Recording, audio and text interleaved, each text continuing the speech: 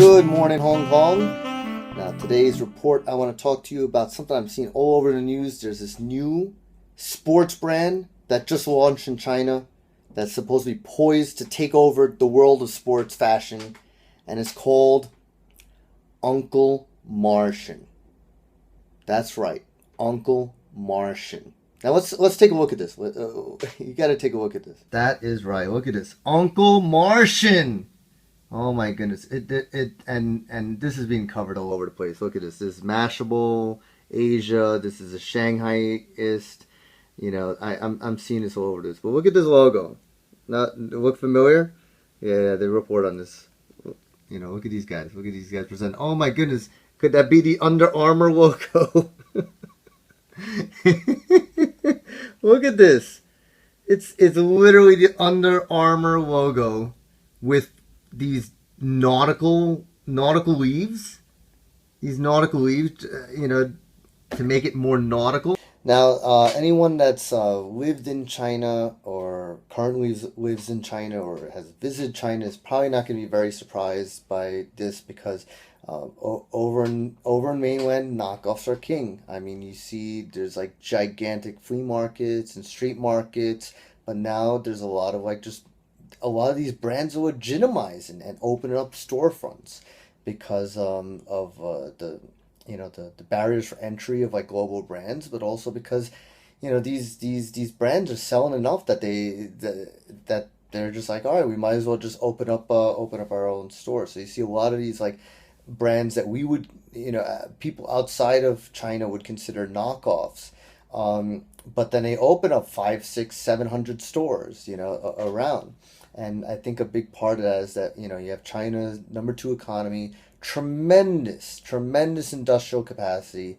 They make all the world's products. And because of that, you have an amazing amount of people that know how to build these things with the same quality level or similar quality level for cheaper than as you're gonna get in like these global brands. And then so they have the ability to create a new product, a Chinese brand that can compete in theory with these global brands. The problem is while you have tens of millions of people that are able to do the industrial side, you have only probably seemingly a handful of people that are actually well versed and trained and experienced in globalized marketing. And I have a feeling every single one of them has already gotten hired by Starbucks or McDonald's.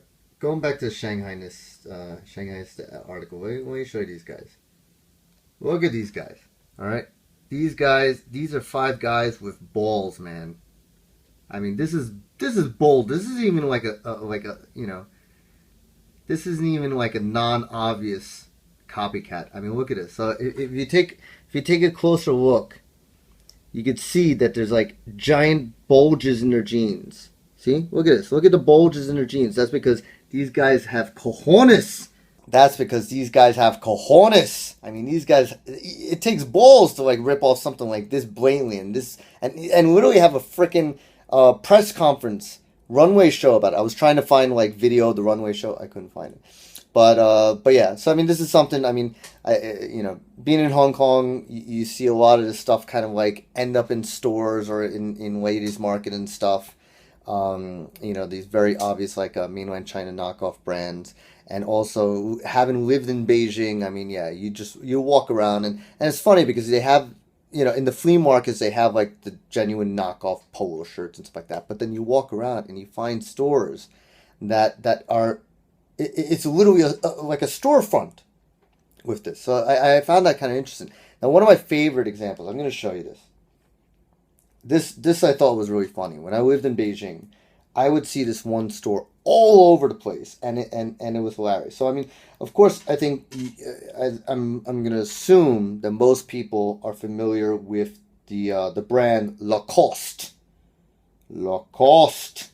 So, this brand with the with the alligator or crocodile. So it's a very it's a French brand.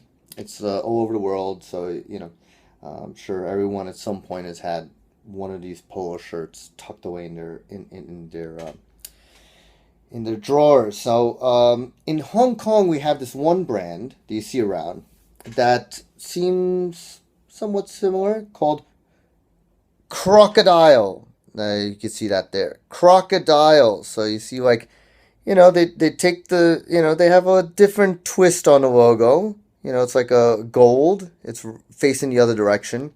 And I guess it's a crocodile. I always thought like what cost was an alligator, but it might be a crocodile. I don't know. Any French speakers, please feel free to confirm. Now, this is what we found all over the place. This is what we found all over the place in Beijing. Look at this. Let's see. Cleocotl. This is like an actual store you'll find all over mainland. Cleocotl. I mean, look at that logo. It's like they tried to design the Lacoste logo, but they actually made like a salamander that was stepped on instead of a crocodile. But yeah, so I mean, this is a legitimate store that's actually in mainland. I don't know if Lacoste has taken action on them. I don't know if Crocodiles tried to take action on them. I don't know if Lacoste has tried to take action on Crocodile. Recently, there was a whole thing with the Air Jordans and a China brand called Kiaodin.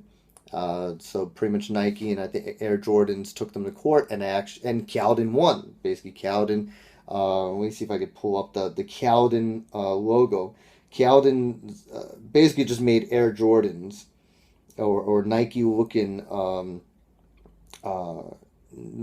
Nike looking sneakers, and then put on this logo that was suspiciously like it was kind of like a cross between the Air Jordan logo and the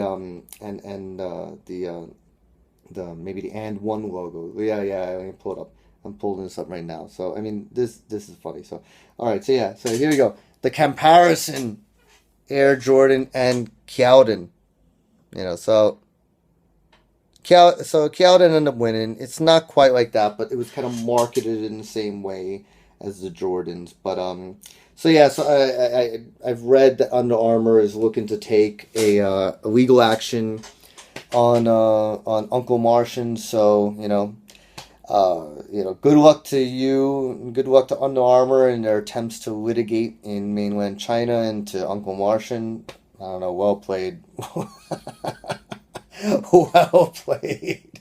I mean, at least you're copying like a decent brand. It's not like Cleocotl copying some douchebag alligator brand. But I mean, I think you're gonna see a lot of this being prevalent, for a long time, for generations, until, I think the younger generation, as they get more savvy on like brands and brand awareness, I think they'll get more savvy. But I think you're going to see a lot of these kinds of brands still survive because of like older generation, and you can see like Crocodile is very much marketed towards like an older audience, because I mean, let's face it, we're all going to get to a certain age where we're not going to give a fuck about like what we're wearing. We're just I mean, there's old people here in Hong Kong that'll literally go shopping in their pajamas, straight up, and indoor slippers. So, at some point, you really don't give a crap about like whether or not like you're wearing, the official logo of some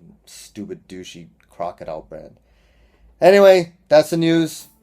You have yourself a good day, Hong Kong.